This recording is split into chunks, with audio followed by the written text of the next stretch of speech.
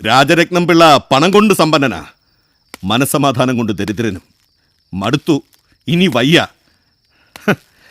എത്ര വാരിക്കോരി കൊടുത്തിട്ടും ആർത്തി തീരാത്ത 2 മക്കള്.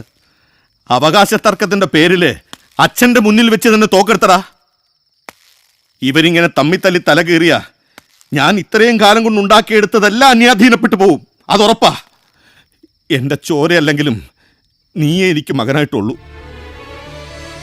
ഏതു ദൂരത്താണേലും ആ സ്നേഹം, ഈ മനസ്സ് നിറയെ നീ എനിക്ക് തന്നിട്ടുണ്ട്.